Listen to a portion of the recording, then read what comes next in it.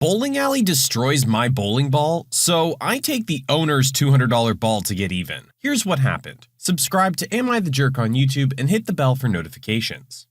I had forgotten about this until recently, and I thought I would share. It isn't a huge thing, but it resulted in me getting something I wanted but couldn't afford and then winning money with it. When I was younger and through my early to mid-adult years, I was an avid bowler, 200 plus average back when that actually meant you were good. Before the bowling ball technology boom, which really comes into play here. And I worked at the local bowling center from the time I was 16 through 21 or so, and then again later on in my early 20s, working the back as one of the pin setters, front of the house, etc. So I knew how things operated and what could go wrong and things like that. I was bowling at a different center one day. After each shot, my ball came back with a small nick out of it. Nothing major, but yeah. So I put that ball away and brought out an old one that I never used, but it was in one of my bags. So next 2 or 3 shots, another nick each time. 4th frame, it finally came back with a fairly large chunk taken out of it. Usually that means there's a nail or a screw that has worked its way loose and the ball is catching on it, or a piece of metal is broken near the ball lift and is cutting into it. I take the ball up to the counter and tell the manager and show him what happened. Now, I was only 4 frames into the game and said I would move, but he said no. They couldn't move me as they had a party coming in and no lanes available. He said just keep bowling and the pro shop will repair the ball. I asked if he was sure, and he said yeah, he'll go in and tell them to fix it and the center would pay for it. Most pro shops are individually owned and operated. The owner rents the space from the center and this was no exception. Now, having done simple pro shop work, I know for a fact there's no way it can be fixed if I keep bowling with it and this keeps happening. One gouge can be repaired fairly easily as long as it's not on the track of the ball. The track is the contact point where your ball rolls down the lane, so anything in that line just can't be fixed and will throw off the ball as it rolls since it can't be perfectly rounded back. Depending on the core of the ball and how you throw it, the track can be 3 to 4 inches wide as the ball flares going down the lane. But massive multiple gouges all over the place? No way. So I keep bowling, 2 or 3 games, knowing that I'm getting a new bowling ball out of this. Of course, the huge chunks keep coming out of the ball. I get finished and there probably isn't a 2 inch by 2 inch section of the ball that isn't damaged. I take the ball into the pro shop and the conversation goes like this. What the hell happened to this ball? Did it get hung up in the pin setter or something? The lane I was on damaged it each time I threw it. The manager said you would fix it. Why did you keep bowling? I can't fix this. The manager told me to keep bowling after I showed him the first gouge. The pro shop guy then calls in the manager of the center. I know you said he was bringing in a damaged ball, but did you tell him to keep bowling after you saw the damage? Yeah, we couldn't move him, so I told him to just bowl out his games and you'd fix it. I can't fix this. You're gonna have to replace his ball. What? They continue arguing back and forth about why it can't be fixed. The ball that I have, they don't carry, which adds another problem. Fine, I'll replace it with anything on the wall except for the Excalibur. The Excalibur was almost 50% more expensive than regular bowling balls. It was the first reactive resin ball on the market. Reactive resin is a compound that made the ball hook much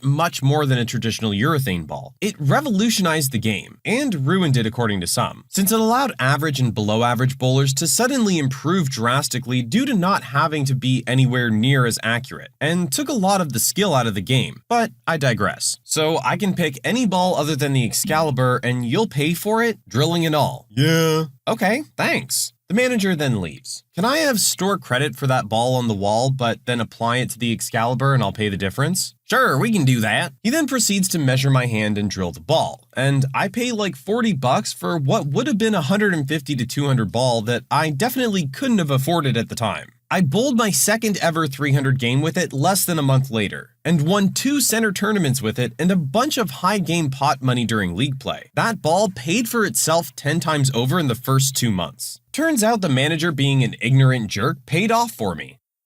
I mean, there's nothing really bad about this situation for our poster here. This is really all on the manager. It could have been easily avoided by just putting that lane out of commission and letting the guy move to another lane. I get that you have a party, but there's a problem with that lane. You can't let him keep bowling on it, and I don't understand how his lane time is still worth you having to pay for the damages to his ball. If anything, maybe just give him credit for a couple of games and say, I'm sorry I can't let you play today because I have those lanes reserved. But this just feels like the worst possible decision the manager could have made, at least for his own interests. Our poster got off quite nicely. Customer service lady is rude and not paying attention, so she escorts me out despite the fact that I didn't even pay. I was biking around downtown and got a flat tire, so I went to the nearest shop to get it fixed. They only allow one person in the store at a time due to COVID, so when it was my turn, I went inside and talked to the middle-aged woman at the cash. To be honest, she wasn't very polite, but I thought nothing of it because not only do I work in retail and know what it's like, but everything is 10 times worse right now due to COVID. So anyways, after tolerating her for a few minutes, she tells me to wait outside until the bike is ready. Cool, no problem. I wait outside for maybe 15 minutes or so before I see my bike get brought back up to the cash. I waited a few more minutes for the lady to invite me back inside, but to no avail. After a few more minutes of waiting, I let myself inside, to which she said, "Excuse me, your bike isn't ready yet. Wait outside until I tell you it's ready." Cool, no problem. I gave her another 15 minutes of my time before letting myself back inside, and we had this exchange. "Do you not listen? I told you to wait until your bike is ready." "I'm sorry, I just noticed the repairman bring my bike back up, and I think it's ready." "Too bad, it hasn't been fixed yet." This broke me. So I just said, "Okay, thanks for your time, I'll be leaving." She looked a little flustered, but nonetheless held the door open for me as I grabbed my bike, walked outside, and rode away with a free tire exchange. Thanks, jerk.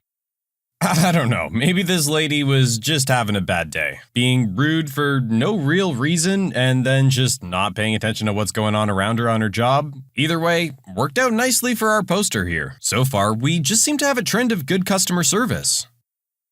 I tried to warn my manager that what he was saying was gonna lead to a disaster, but he wouldn't listen. About 5 years ago, I was working as a production supervisor for a metal forging company. We had recently acquired a transmission part for a well-known American motorcycle brand. This part was being made on a hydraulic press, and we had trouble with the part melting our dies due to the unique shape of the part and the fact that this part should have been made on a forging hammer press, not a hydraulic one. We were getting very behind on the customer orders due to the fact that we typically had to either repair or replace dies approximately every 1,500 pieces. This is in contrast to other parts that had die lives exceeding 6,000 pieces. My manager, who had only been on the job around 6 months, pulls me into the office and tells me on the next run, do not shut down for any reason unless the forge press breaks down. I tried to clarify that the dies would not last and I would have to stop the process occasionally to replace dies. He was emphatic that under no circumstances was I to shut down the process. He even went so far as to email me a reminder of this. Hopefully you can see where this is going. Over the next run, we did not stop. Even though my quality control guy is losing his mind over how bad the parts are. I tell him, don't worry, it's all on me in my head, as he doesn't know about my manager's demand. We set a production record, even though maybe 1,000 out of the 4,000 pieces we produced are actually good. Next day, plant manager and quality director pull me into the office. It's explained to me that I'm probably gonna lose my job due to the fact that I blatantly allowed non-conforming parts to be produced. I asked if I could print an email for my defense. I get quizzical looks, but the plant manager okays it. I print off an email from my manager stating not to shut down for any reason and hand it over. My manager gets reamed. I get a firm reminder that regardless of demand, we must assure quality over quantity and that the only reason I was not terminated was the fact that I was acting under explicit direction from a manager. But hey, I tried to warn the jerk.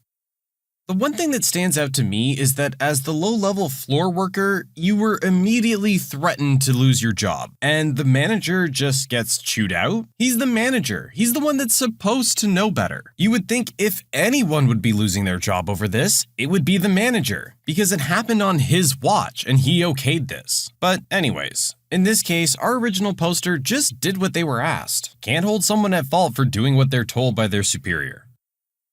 I threatened to sue my sister-in-law for losing my $2,000 camera. I'm a 26-year-old female. My sister-in-law, 20 years old, moved in with me and my husband weeks ago because of problems with her boyfriend. She isn't planning on going back till he apologizes, even though she broke his Xbox in an argument. I'm a blogger. I have a small space in our apartment, sort of like my office, but very small where I work for hours. Sister-in-law always enters the room and takes stuff and doesn't return them, resulting in me replacing them. till I got a lock. She was going to the beach with some friends to let off some steam and asked if she could borrow my $2,000 video camera to record the trip, but I declined and explained that I was working on the weekend and would need it. I got done with my project and left my camera at the desk. When I woke up the next day at 9 a.m., I had a shower, then breakfast, and entered my office, but didn't find my camera. I freaked out and my husband told me to calm down because his sister took it to the beach. He assured me it was in safe hands, but I kept worrying about it and was upset by the fact that she took it and he gave her the key. She got back at 7 p.m. and was peeved, talking about getting in a fight with her boyfriend after seeing him with someone at the beach, and it ruined her day. She started crying loudly and cussing him out. I asked for my camera back and she said she didn't have it. She left angry after the encounter and forgot her sunglasses, cream, hat, and my camera at the beach. Her friend Aiden picked up some of the stuff and brought it back, but the camera apparently got stolen. I started yelling, calling her irresponsible and reckless, and that this was my $2,000 camera she left behind. She started apologizing, then tried to blame it on her now ex-boyfriend for getting her into a fight with the girl he was with. I said I need the camera for my work, and she had to replace it like yesterday. My husband got involved and said it wasn't her fault it got stolen and suggested I buy a cheaper camera from Amazon for now till I could afford to buy a new one. I said, what? Why should I buy a replacement when it was his sister who lost it? She took it without permission and was responsible for whatever happened afterwards. He tried to make excuses for her about being an emotional mess. I said I have no problem suing her. He asked if I was serious, and I said yes, because I've worked hard to get this camera, and my work's always been known to be of high quality. So for him to suggest a cheap cam from Amazon was offensive. He said he was just trying to help fix the problem, but I said he was just helping his sister avoid responsibility. Both him and his sister aren't speaking to me anymore, and suddenly are claiming they're giving me time to calm down, where in fact they're cold shouldering me, making me feel guilty for saying that. I'm not sure if doing this will be the morally right thing though, since she's family, as my husband says. So am I the jerk?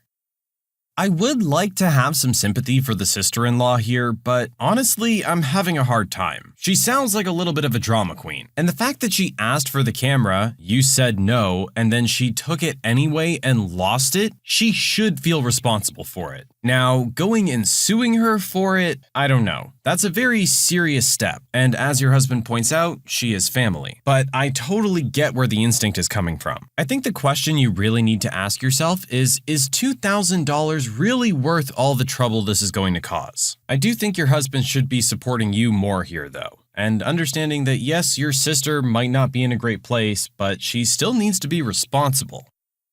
My ex-wife chewed out our kids for not acting sad at their stepdad's funeral, but they never really liked the guy. My ex-wife and I share 2 children. Our daughter is 13 and our son is 11. She was remarried for 7 years and has 2 children with her late husband. He died a week ago. My kids were not close to the man. He was a bit hard and the kids found him overly strict. And I agree, so they didn't like being around him. The relationship at best was strained, but they confided in me over the years that they hoped their mom would leave him. She loved the guy though, and when he died last week, she was a mess. Our kids were with me when it happened, and she wanted to see them, so I brought them over. They comforted their mom and she told them repeatedly it was okay to cry. It was okay to miss him, that they were all going to miss him. The kids said nothing. She kept repeating it. I told her, I think the kids got it. When the kids saw their mom again, she was halfway through planning the funeral and asked if they would be able to do a reading or something for the funeral. The kids said they wouldn't be able to. She was with them a while and then said since they weren't crying much, maybe they could take a reading and see how they did on the day. My kids told me about it when I spoke to them, and they asked if I could talk to their mom. I told my ex not to force the reading. The funeral day came, and I showed up for my kids. They were hanging back with me a lot, and they told me their mom kept watching them, which I witnessed myself. For the funeral, I sat behind them since she wouldn't let them sit with me. She told us that all her husband's kids should be seated up front, and I didn't have the heart to tell her they weren't his kids on the day of her husband's funeral, when she was already such a mess. So I bit my tongue and supported my kids. It was after the service when everything went down. The kids came to sit in my car for a while and we were laughing about something. My ex came over and asked how could they be laughing when they had just buried their stepdad? And why did they show no grief at all over the loss of a man who was a part of their lives for 7 years? She said it was almost like they were glad he was gone. She told them they should have been looking way more somber after he passed. She told them if they really didn't care that they clearly needed help because her husband loved them. I stepped in and told her to lay off the kids. They were kids. She told me to stop interfering with how she parents our kids. My daughter ended up getting mad at her mom and told her she wasn't sad he was gone. He was a jerk and she had always hoped she would leave him. She stormed off and my son followed. My ex was going crazy and I yelled at her and told her to cut it out and to stop trying to make our kids perform a grievance routine over her husband. I told her they were trying to support her and she should be proud of them for that. She started yelling back at me about what a jerk I am, so I walked away.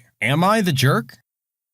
I'll be honest, this is really just an unfortunate situation for everyone involved. I feel bad for dad being caught in the middle. I feel bad for mom for having lost her husband, who she did clearly love, despite the fact that he maybe had some faults. And I feel bad for the kids for being a target here. I mean, surely she had some kind of instinct as to how they felt about their stepfather over the years. It had been 7 years. This can't be the first time she's noticing that maybe they weren't the biggest fans of his. But regardless, I agree with our poster here. You can't really expect the kids to put on an act. They're there to support you. They understand that despite how they may have felt about the man, that you still need help right now. And they're there to give it to you. But I can't chew out mom too much. She just lost her husband. I think some time needs to pass and a follow-up conversation needs to happen here. It's just really unfortunate that all of this happened on the day of the funeral.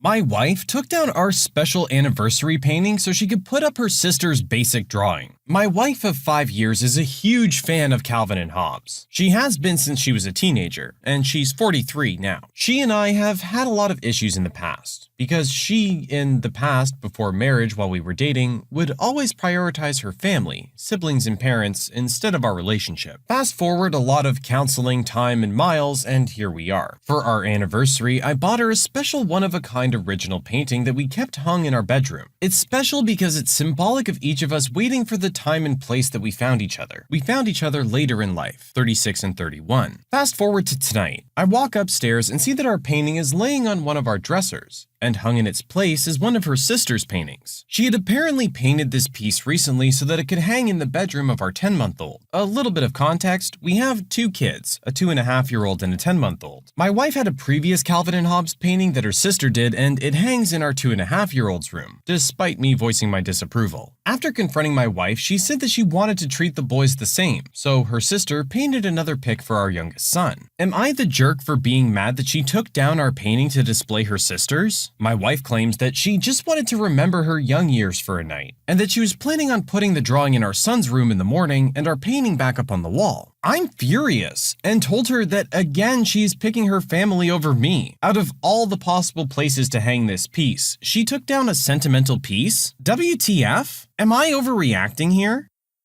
Okay, I understand that the piece is sentimental and everything, but she did say she was just going to take it down for the night, and was then going to put it right back up. At that point, it shouldn't have been such a big issue. Now, clearly you've attached a lot of meaning to this picture, and just the act of it even being taken down temporarily has you in a bit of a fuss. I really think you need to take a step back here. The picture will go back up on the wall, and even if it didn't go back up in that specific spot, it can go somewhere else. It still has the same meaning, no matter where it's placed in the house. I'm really getting a lot of insecure vibes from our poster here. You said you guys have been to counseling, but it seems like there maybe still needs to be some progress made here. I'm sure your wife loves you and that painting very much. You can't take something like this personally. My boyfriend refuses to get rid of his teddy bears. So my boyfriend is a great guy, but he has about 7 different teddy bears, all with names. Not from childhood, like recently bought them, between 3 to 5 years ago. He cuddles them and sometimes talks to them. He lives a normal life, makes good money, and the relationship is overall good. It's not even like he ignores me. I just find it really weird and embarrassing. I told him he should grow up and stop being crazy. He started crying and is now in the room talking to the stupid bear again instead of talking it out with me. How How does this guy make enough money for a 3-bed house on his own, yet does stupid stuff like this? For the record, we don't live together and completely support ourselves separately. Should I encourage him to get a hobby or something? Am I the jerk for wanting a grown man to stop having teddy bears? As far as I know, nothing happened to make him specifically want a teddy bear. The first one he got because it was a Pokemon thing or whatever, but it just spiraled into more.